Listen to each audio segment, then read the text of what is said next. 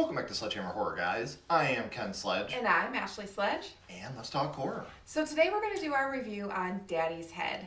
Non-spoiler synopsis: a boy and his stepmother fear for their safety after an eerie creature resembling the boy's recently deceased father starts to visit them. So we're going to talk about the positives, we're going to talk about the negatives, and then we are going to spoil this film. So please, if you haven't, check out Daddy's Head and then come back and listen to our spoilers. So there was a lot of hype surrounding this movie at the festival, so we were very excited to check it out, and let's get into our positives.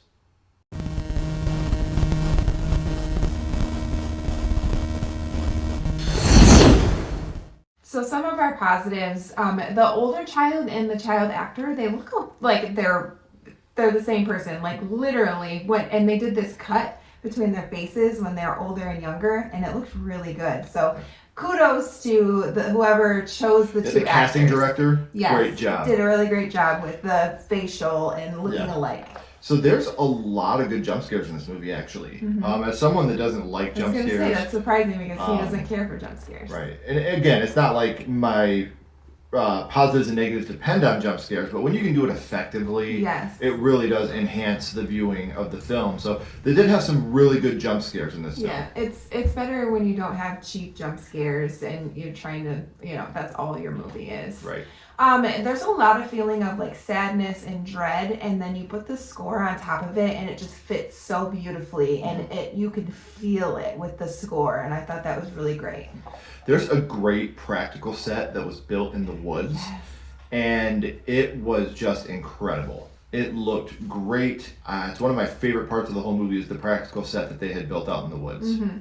And then you really feel the struggle of being a step-parent. Not that either of us know what that feels like, but at the same token, we have family and friends. Yeah, we know the struggle, the fine line that step-parents have to, And what a stepdaughter may say about her stepfather. Yeah. So. Sorry, Rob, love you. And then the monster is creepy looking. What little we get to see of it, I love that we don't get the monster shoved down our throats. Yeah. Because it makes it that much better in the long run for me. So those are some of our positives about Daddy's Head. Let's get into some of our negatives about the film.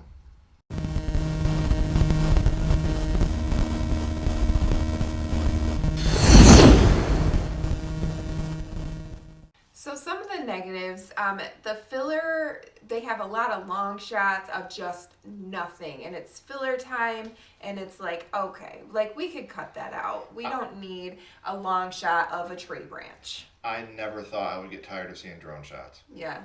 Overused a lot drone of drone shots, and this I love movie. drone shots, but it's better, less is more in my opinion. Yeah. Definitely some questionable angled shots. Like some of the shots that they were doing, it's just like, what are you trying to accomplish for me, the viewer, in this situation? And it really is a slow burn. So I wouldn't even say a slow burn. It's just slow. It is slow. Yeah, I don't know necessarily that there's even a burn, but it takes a long time to get going. And I don't feel like we get that payoff at the end. Yeah, you don't get the big bang. Like if you do have a slow burn and you get this amazing ending, it's like it was worth it. The wait was worth it. But this time it's just like, eh.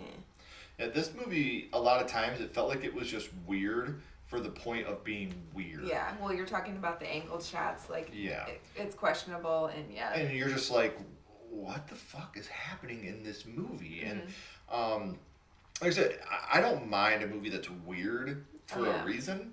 This one had no reason for a lot of what it did. It was just weird so it could say, wow, that was weird.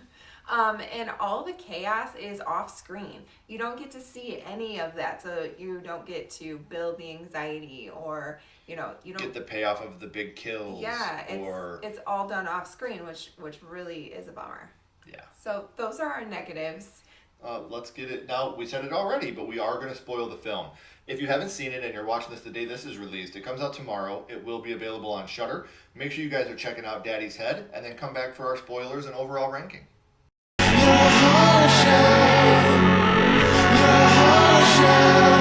All right, guys, like we said before, it is spoiler time. So Dad, he dies in the movie, and he wants to be buried in his garden. He has this big, beautiful home. He's like an architect, and he has this big, beautiful yard, huge yard, and he wants to be buried in the garden next to his ex-wife, his son Isaac's mother. The stepmom doesn't know what to think of this. She's like, wait a minute, I'm his wife. And the lady's like, well, maybe if he would have had more time to plan, he would have changed his will. But well, because they hadn't been married that long, right. And he passed away. And that's what stepmom's, now she has to decide if she wants to raise Isaac, because Isaac's mom is also dead, and he has no other family. So it's either she raises him and they do not get along while the dad was alive, or he goes into the custody of the state. And then Isaac, he starts seeing his dad. He sees him in his room, and then he sees him in the garden, and he is trying to say, like, my dad is alive. I see him. Well, and then he tries to prove it to Laura, and he runs out to the thing that I was talking about earlier, that amazing thing out in the woods. And he punches Laura in the face when she tries to get him away from this. Would you call it like a fort? It's like a really nice fort, and I think it's fitting because like Dad was an architect, so he made this amazing fort out in the woods. But Isaac wants to go in it. Laura's like, no. Where did this come from? We don't even know what this is. Yeah, and so he punches him. And then they have the dog. So in the beginning, the dad gave Laura a puppy. Right. And so this puppy gets killed by the monster in the fort. Like the dog goes out there, is barking, and then you see like in Isaac's room in the air vent, like the dog's face. So he thinks, oh, he's still alive, but it's just the monster. Yeah. And then when they come back, they're like, we don't know what killed this dog. It was not an animal. And Laura's like, could it have been a knife? Because there's a knife missing from the house. Yeah, we didn't say that. And they're like, it could have been. So now she thinks that Isaac killed the dog. And then what Dad is trying to lure Isaac into the fort. Isaac, come to the woods. And he's trying to get him into the fort. And it's just a really, the whole time you're like, don't fucking do it, kid. Don't go in there, kid. That's not your daddy. Isaac also, so there's a family friend that we haven't talked about either that kind of comes around. And his name's Robert. Yeah, Robert. He makes dinner and he's just trying to be there because he was really good friends with Isaac's dad. Right. So Isaac takes Robert to the fort, and they, whatever's in the fort scares him, and he falls and he cracks his head. Well, that's what they say. They say he fell and cracked his head. When really, it's a little up for interpretation, but it seems like the monster got a hold of him. Because Isaac saw his stepmom, Laura, kissing Robert, and it wasn't. She was drunk. She was wasted. She didn't know what she was doing. She didn't even remember it the next day. But Isaac now thinks that they're turning on him, that everybody's against him in this moment. We then see Monster Dad comes back and Nora ends up stabbing him, and then he gets away. Yeah, and you don't know. He's hurt, but he like runs away. Yeah, he runs away. So then you cut to Isaac. He is now older, so the beginning is actually the end. Yeah. They show you the end and then go back in time. So he is going into this fort that they found in the woods, and they find the monster's remains in the fort. So the monster's skeleton is in there. Laura did kill the monster. And then he goes home to Laura and he says, hey, Mom. Yes. So that's how the movie ends. So you do get a happy ending. And the way this movie was building up, I did not see a happy ending coming. Right.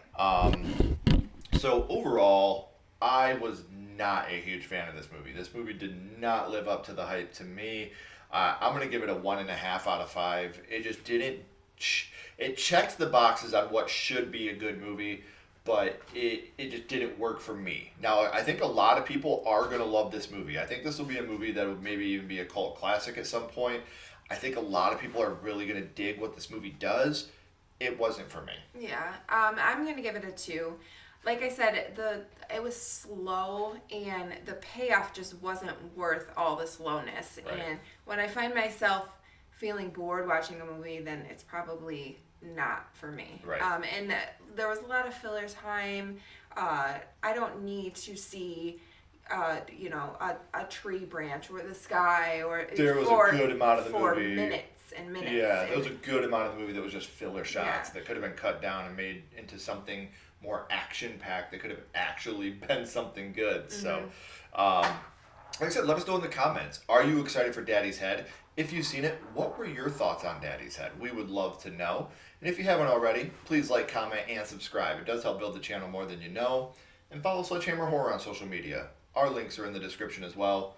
But until next time, keep talking horror. Stay who you are. and we'll see you guys soon. Bye, guys.